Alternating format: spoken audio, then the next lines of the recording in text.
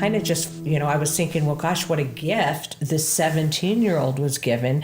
But I was thinking, wow, I mean, what, Took till 17. Yeah. I mean, well. And I think that's a large part, if we bring it back to the family unit as the modeler, right? Is there's a lot of times when I was doing mental health practice, I'd get these parents bringing in the kids, and there would be an issue that came up, and a lot of the times what would happen is these events for the parents were being brought up for them, these traumatic events that they never dealt with, or how, and that kind of created a rift between the kids, or between the kids and the parents, but also it's kind of, the parents have to go and deal with that too if they want to be able to support their kids. And in approaching that, whether it's seeking out a priest or a therapist,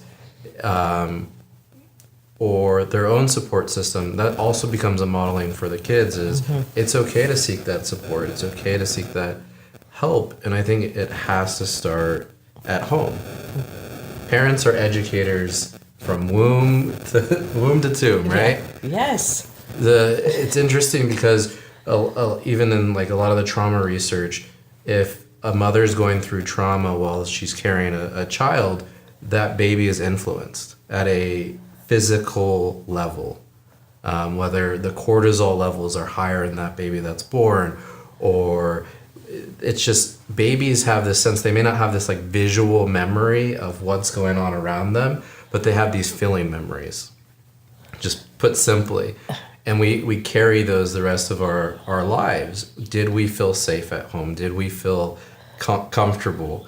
And I think as kids get to that adolescence level and they're trying to find that identity, if they have that support system to go back to, even if it's internalized, it's not necessarily, because kids are supposed to pull away from their parents. Yeah. They're like, and they will. Yeah. They will.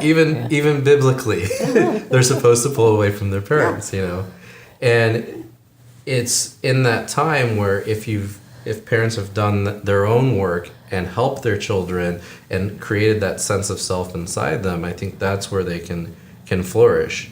And when it comes to, hey, you're having these issues as an adolescent, I love to go back and, what were the issues you were having as a parent? Go to the parent and say, what were the issues you were having at adolescence? How did you deal with those? Yeah. I think it's funny that you dealt with them in very similar ways as your child's dealing with them, but you never addressed it. So show that you can address that now, and again, you're modeling to your kid is, I can address these even as an adult. Yeah. Because that's one of the things that I carry with me, you carry with me, everybody carries with me, is how our parents addressed issues, how our families addressed issues. And sometimes it was swept under a rug, sometimes it was anger, sometimes it was, we don't discuss those things. And that's different per family, per culture, but having those parents step back in to their own childhoods, their own adolescences, and recognizing, hey, I need to still tackle this. I need to model healthy mental health for my kid. Yeah. And that continues. You have kids, like you said, in college. That continues now, right? Is you're still that model. And and Father Tim said earlier, is he hears that voice of his dad coming back in every once in a while. No, it comes out of my mouth. Oh, it comes out of your mouth. Hey. And then I'm shocked by it. I'm like, yeah. But and I think that's happened to everybody in the room. Oh my gosh, I just heard my mother, my father. What was that? But it stays with us. It stays with us. The good and the bad. And both, And I think that the best thing that we can do too as parents, or even as me as a father, like as a clergy person, like just the honesty. Like, don't pretend like we have it all perfect. Like, I think the worst thing we can do for a teenage kid is be like, I have it right, like, good luck until you get it right. And that goes back to the Instagram thing, right? We're only presenting our best selves. I think one of the things I loved about Pam, and then I've had other people come into my life, is authenticity. Right? Clean. Authenticity. Yeah. Like, I am broken. Yeah. Real. right? It's like, yeah, I'm sad sometimes too. Like, you Yeah. know, or you know what? Yeah, I don't want to go to mass either, but like, this Yeah. is good for us, so we're doing it. You know, like, Yeah. why is it not okay to say that? You know, and I think because It I feel should like be. it should be okay, but I feel like I think sometimes we give away the power. Like, I've been criticized by older priests for the way I preach because I say too much. There was an entire generation of priests who were told to never speak of their personal lives in their preaching because it somehow would lessen their authority as priest. In fact, it increases my authority as a priest instead of the other way around. It gives you humanity. Yes. Right. And I think Human that's experience. even as therapists, I definitely I can't speak for Cecilia, but as therapists, there's different trains of thoughts on how you approach therapy. Some of it is you utilize your experience and you can bring that into the room professionally, not to the extent where Transfer and you're stuff. you're transferring yourself onto them, but especially I found with adolescents, young adults, is if you're not sharing in that experience or saying, Yeah, this being sucks, real and yeah. authentic, you lose them. Yeah. And I think you've found that in priesthood. I've found that in therapy, in ministry, and friendships. Yeah. If we're not authentic, and we lose people. Yeah, and recognizing, first of all, like what's unhealed in us. Like, that's not just good to go dump on people. Like, I don't stand in front of my congregation and dump on them unhealed things or at least processed things. That's not good. Like, we don't want to, because that stuff comes out alone from parents all the time, or, people all the time. I can do that, right? I can dump stuff when I'm in a blue place. But like sharing the stuff that's been processed, it's been healed, that's been transfigured by some force in our life, the Lord, by honesty, that can tell people like there's hope, like we don't have to just continue down this road, like God can do something here, and we can get help. I know one of the hardest things I did in the seminary was having to admit like that I didn't have it all together. Like, and to come to a point in our lives at one point where that's okay. Like, and that's actually a freedom.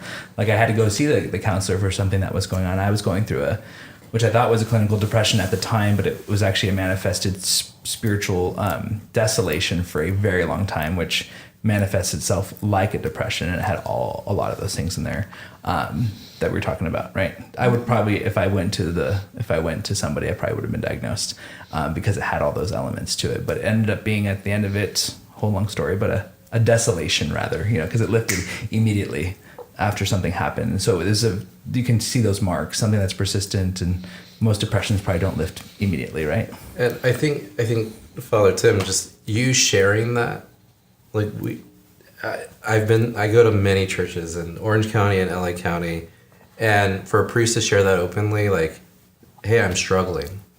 We don't have that. And if we look at this model of family, of that includes the church, and not having that voice of authenticity coming from the pulpit every Sunday, also I think hurts our lives and hurts the whole family in general. So for you to openly put this on the internet and have people hear it, like, hey, I've struggled. Totally. I think that's something that like more people need to do. Parents need to do also. Their kids, I mean, by a certain age, kids are already thinking as adults to an extent. I forget the exact age, so I won't say it, but the level of comprehension and care, both emotionally and just thought process wise, by adolescence, they're already there. They're having adult thoughts. They're having adult feelings. They're having adult emotions where it's like, but parents need to model, priests need to model, youth ministers need to model. How do we address those? And I think that's been the kind of common theme. Yeah, and the apple doesn't fall too far from the tree. So chances are when your kid shares something with you, you're probably going to want to say like, me too. Yeah. And that could be a very transformative sentence in your relationship. And with other parents, because I think because this Instagram and this Facebook thing, also the pressure of parents, or there seems to be this pressure of looking at like we do have it together and our kids are going to this same thing. Parents talk to each other. Tell me about your kid. You're going to start with, oh, they got in this school and this happened. Blah, blah, blah, blah. Resume. But there is so much wisdom in a group of parents Definitely. who have like young adults, who have adult children, there is so much wisdom in that room of the things that they have gone through, but the courage to speak to that with each other that could be so helpful. I remember when I had a group at San Antonio, and I had for parents, and I had a mom who ended up having this kind of moment in one of our meetings, and she just kind of broke down, and she just said, I have needed to be honest with a group of people, adults, about what I'm going through with my son. And I never ever thought I would bring it here, because every Sunday I just kind of, come and make it look good. And then when people, oh, it's great, everything's great, because there was a sense for her, and I think there still is in some of older people, that church is a place we'll be judged if we don't have it together or whatever, And so just this idea of, the freedom and just the support system that we can have, because I think about I try to tell parents sometimes, like, when you're sitting at a water polo game, the people on either side of you might not even have the same value system. They might have but when you come to church, you know that there is some connection of value system and purpose and direction. And so to be able to really use those people to build community and have these important conversation about what we are going through is, I just see parents as very, very isolated right now in trying to look a certain, I don't know. I think you're right about that, but I think that the church has a lack of a forum for that kind of a conversation. Yeah, so where true. you might be after church at the donut and get a cup of coffee. Oh, my son got into Harvard. Well, mine got into Yale. Great, have a good day. But you go home and deal with your son who's an alcoholic, getting ready to go to Yale, and you couldn't share it. Yes. Okay, you couldn't share it because you're in pain, and there's a Yes. certain amount of stigma Yeah. that is associated with any kind of emotional or mental problem, and God forbid someone should find out your child has that. What is that, a reflection on the parent? And they think in those type of terms. And culturally, we were talking about some cultures just don't feel that it's necessary to seek help for emotional problems. Mm-hmm. We can handle it within the family, or just keep it under the rug, and there we'll keep it. So that becomes a problem. So within the church, I think certainly they need a forum to have someone, a group where you can someone running a focus group where you can share and say, I've got this problem, what's going on? And not just an emotional or psychological problem. There's a spiritual crisis in my home. Yeah. Because to me, tons of kids going off to college who just seems right on, they're in their faith and youth ministry, and then they go to college and that's it. Yeah. They never say the word God again. Yeah. Or their God becomes their 9-to-5 job where they're making bank, and that's it. So we shouldn't be ashamed. We should be able to have a forum to say, hey, there's a spiritual crisis. Can Father Tim run a group for these college kids that are coming back that used to be in the church and now they're not? Yeah. So maybe they weren't quite as grounded when they left for college, and parents might feel that's a reflection on them. Yeah. But I think, you know what? Let's get over that. Yeah. And let's say, go see Father Tim, get a round table going. What is it that made you go away, and what can we do to help you come home? Yeah. My challenge too beyond that is to look at ourselves too and say, could I do that? Could I invite them all over to my house and invite the parents and just start talking about it? What happened when you were there too? True. The worst that can happen is that we unveil something that can't get dealt with at that moment. Okay, then we can maybe refer to a more advanced help. But the help that could come from that of just being honest with each other in those places are so valuable. And for me, it's been so clear in my heart, churches do this small group thing, which is great. I think that is the most important thing in a big church. Every Catholic church in our diocese is a big church. It's a mega church. Yeah. Okay. Every Catholic church in our diocese is a mega church, except for maybe St. Anne's and Seal Beach. But besides that, and some of the centers, but besides that, every church is a mega church. They have over 3,000 people a weekend going to Mass, ordinarily. And so we can go there on a Sunday and feel lost and feel not connected at all. right. See all these people around you, they're sitting right next to you, but the worst kind of loneliness is when you're around a lot of people and still feeling lonely. That's Yeah. like the worst type of loneliness, It's you know. true. And many of our people are feeling that because they don't really have intimacy, this key That's word. right. And intimacy doesn't just mean like this physical intimacy that we experience in a marriage. Intimacy means literally that into me see, like looking into my heart, like being able to see what's inside, Yeah. like sharing myself in such a way that I can be known. And that only happens Yes. in the context of small groups, only happens in the context of real relationships, authentic sharing, exchange, you know, conversations that are very risky, that aren't what do you call it, edited and these kind of things we can put on social media, but being able to be known and to be loved and to be accepted and to be told like you're okay, we're okay, we're here together with you, we're going to keep this going. And so I think small groups in the context of church is super important. But my challenge too is that God gave you a small group. It's called your family. Like God wrote into humanity small groups. And that's why they're the building blocks of the church, you know? I think sadly we think our families are kind of like we just like endure each other until we leave or something like that. It's like, no, like what a beautiful place. But what a hard place. Like it's the hardest to reveal yourself to somebody you're going to see the next day.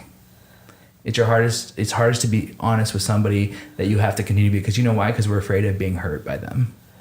We're afraid of being hurt by what they know about us and allowing that to be used against us. Because how many times have we experienced in our life telling somebody something and then them using it against us sometime later? How many times have we experienced that as kids in homes and things like that? And I think that that's the fear in a lot of us, is to be known is risky. Yeah. So It is. we'd rather just kind of try to have people know somebody that we want to know and that we can maybe cover and that kind of thing, you know.